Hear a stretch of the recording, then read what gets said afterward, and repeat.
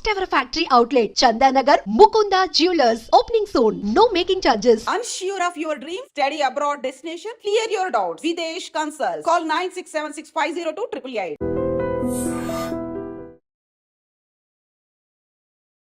ప్రేక్షకులకి మీ రామచంద్రమూర్తి నమస్కారాలు. ఇవాళ ఈ వీడియోలో ఏప్రిల్ 2 నాడు ఏం జరుగుతుంది అనే దాని గురించి అందరం కూడా చాలా టెన్షన్గా ఉన్నాం. ఇండియా కానీ అన్ని old countries, US to rest of US అనేటట్టు అయింది. ట్రేడ్ రెసిప్రోకల్ టారిఫ్స్ ఏప్రిల్ 2 నుంచి వస్తాయి. అలాగే ఎలా వస్తున్నాయి, ఏం జరుగుతుంది అనేది ఆల్రెడీ స్టాక్ మార్కెట్లకి ఆ భయం పట్టుకొని యుఎస్ మార్కెట్స్ అన్నీ కూడా ఫాల్ అయినాయి, అలాగే ఏషియన్ మార్కెట్స్ కూడా ఫాల్ అయినాయి. సో ఇప్పుడు ఏం జరుగుతుంది అనేది చూస్తే ఫిచ్ రేటింగ్ ఏజెన్సీ వీళ్ళు ఏం చెప్తున్నారు అనేది ఒక ఇంట్రెస్టింగ్ ఆర్టికల్ తీసుకొచ్చారు.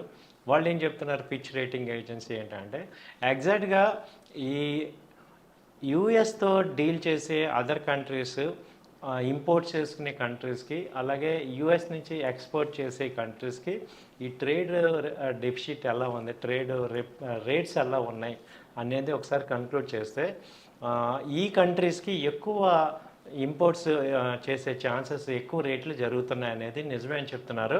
ఆ కంట్రీలు ఏంటి అంటే India, Brazil, Thailand, Malaysia, south Africa, Turkey. అలాగే కొంచెం డిఫరెంట్గా వియత్నాం అండ్ ఇండోనేషియా కూడా ఈ కంట్రీస్కి యూఎస్ నుంచి దిగుమతి అయ్యే సరుకంతా కూడా ఎక్కువ ట్యాక్స్ పడుతున్నాయి. అలాగే ఈ కంట్రీస్ నుంచి యూఎస్కి వెళ్ళినప్పుడు వాళ్ళు ఇంపోర్ట్ చేసుకునే టారిఫ్ తక్కువ ఉంది. సో ఈ రేటింగ్ ఏజెన్సీ అనేది నోటిఫై చేసింది, అదైతే కరెక్టే అంటున్నారు. వాళ్ళు ఏం చెప్తున్నారంటే యుఎస్ ఎక్స్పోర్ట్స్ పార్ట్నర్ మార్కెట్స్లోంచి పేస్ చేస్తున్నారు. 2023లో ఏ రకంగా రేట్స్ ఉన్నాయి అనేది చూసుకుంటే ఇది సింపుల్ యావరేజ్ టారిఫ్స్ 2 రకాలు ఉంటాయి. ఆల్టర్నేటివ్ టారిఫ్ మెజర్స్, వాటిల్లో సింపుల్ యావరేజ్ టారిఫ్ అనేది తీసుకుంటే అది లార్జ్లీ రిఫ్లెక్ట్ అవుతుంది యాంటీ టారిఫ్ రేట్ పాలసీకి అగ్నెస్ట్గా ఉంది. So weighted tariff rate, simple tariff rate అని తీసుకున్నారు. అయితే ఇప్పుడు ఏం చేశారంటే పిచ్చి మోస్ట్ ఫేవర్డ్ నేషన్స్ ఎంఎఫ్ఎన్ అనే టైటిల్ యుఎస్ కొన్ని కంట్రీస్కి ఇచ్చింది. వాళ్ళు ఏ రకమైన టారిఫ్ చేస్తున్నారు, ఎంఎఫ్ఎన్ అంటే మోస్ట్ ఫేవర్డ్ నేషన్. వాళ్ళందరూ ఏం చేస్తున్నారంటే యుఎస్ నుంచి ఎక్స్పోర్ట్స్ జరుగుతున్నప్పుడు 3.9 పీపీ హయ్యర్ ట్యాక్స్ వేస్తున్నారు.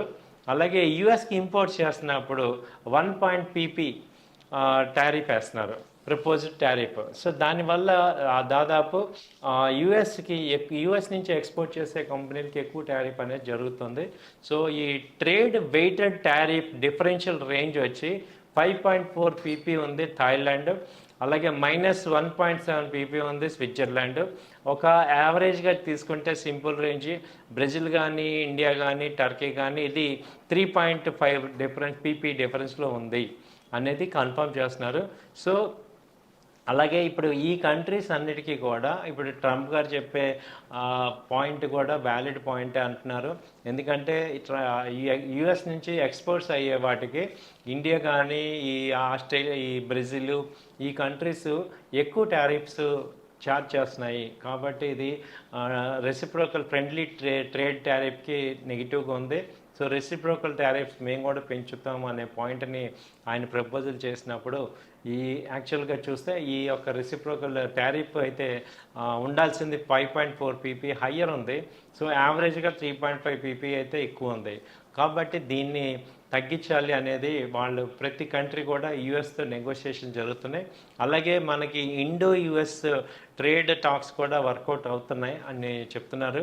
అలాగే మోడీని ఒక very smart and good friend అనగా ట్రంప్ గారు చెప్పారు. కాబట్టి ఈ మోడీ గారి ఆధ్వర్యంలో ఇండియన్ సీనియర్ అఫీషియల్స్ నెగోషియేట్ జరుపుతున్నారు. చాలా వరకు కన్క్లూజన్స్ వస్తున్నాయి.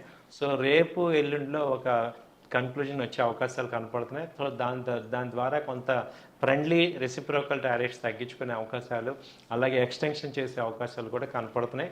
కాబట్టి ఇది ఎందుకంటే ఇండియా అనేది యుఎస్ మీద చాలా డిపెండ్ అయింది, అలాగే యుఎస్ కూడా ఇండియా మీద డిపెండ్ అయింది. ఎక్కువ మంది యుఎస్లో మెయిన్ కీ రోల్స్లో ఉన్న వాళ్ళందరూ కూడా ఇండియన్స్లో ఉన్నారు. కాబట్టి మనకి ఇండియాకి తొందరలోనే ఒక పాజిటివ్గా వచ్చే ఒక అండర్స్టాండింగ్ వచ్చే అవకాశాలు కనపడుతున్నాయని తెలుస్తాం. సో ఈ ట్రేడ్ వార్ అనేది ట్రంప్ గారు వచ్చినప్పటి నుంచి కూడా మనం చూస్తున్నాం. ఈ అమెరికా ఫస్ట్ అనే నినాదంతో ఆయన వచ్చారు.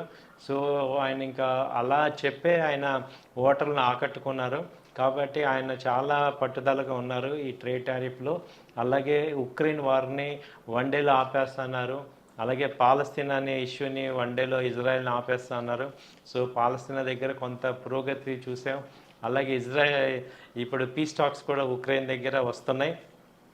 సో అలాగే ఈయన కూడా ఇక్కడ ట్రేడ్ టారిఫ్స్ దగ్గర అమెరికా ఫస్ట్, అమెరికాకి ఎంతో కొంత బెనిఫిట్ కావాలి అనే పాయింట్లో ఆయన చాలా పట్టుదలగా ఉన్నారు. ఎందుకంటే ఇంటర్నల్గా అమెరికా డెఫిసిట్లోకి వస్తుంది అనేది అర్థమవుతుంది. ఆ కంట్రీ డెఫిసిట్లోకి వెళ్తుంది, ఎందుకంటే 2-3 యుద్ధాల్లో పార్టిసిపేట్ చేసింది. కాబట్టి అది కొంచెం డెఫిసిట్కి వచ్చే అవకాశాలు ఉన్నాయి. కాబట్టి ఎకానమీ కొంచెం ఇన్ఫ్లేషన్ వల్ల, అలాగే ఎక్స్పోర్ట్స్ ఈ యొక్క ఉక్రెయిన్ యుద్ధంలో పార్టిసిపేట్ చేయటం వల్ల చాలా బలహీనపడుతుంది అనేది అర్థమవుతుంది. కాబట్టి దాన్ని కవర్ చేసుకోవడానికి ఈ ట్రేడ్ టారిఫ్స్ అనేవి ఎక్కువగా ఇంపోజ్ చేశారు అనేది అర్థమవుతుంది. సో ఒక రకంగా చూస్తే ఇప్పట్లో యుఎస్ ఇమ్మీడియట్గా రికవర్ అయ్యే అవకాశాలు లేవు. కాబట్టి వీళ్ళు ఎక్స్పెండిచర్ తగ్గించుకోవాలి. అలాగే మీరు అమెరికాలో చూస్తుంటే ఈవెన్ గవర్నమెంట్ జాబ్స్ కూడా రేట్ కట్టింగ్ చేస్తున్నారు. సో చాలా వరకు వ్యయాలని, ఖర్చులను తగ్గించుకునేటట్టు ప్లాన్ చేస్తున్నారు. కాబట్టి వీటి మీద ఆయన ఇంకా సీరియస్గా ఉన్నారు. ఇండియా కూడా ఎంతో కొంత పాజిటివ్ రియాక్ట్ అయ్యి కొంతవరకు తగ్గిస్తే ఈ సమస్య సాల్వ్ అయ్యే అవకాశాలు కనపడుతున్నాయి. తద్వారా మార్కెట్స్కి కూడా మంచి కొత్త జోష్ వచ్చే అవకాశాలు ఉన్నాయండి. థ్యాంక్ యూ అండి. నమస్తే.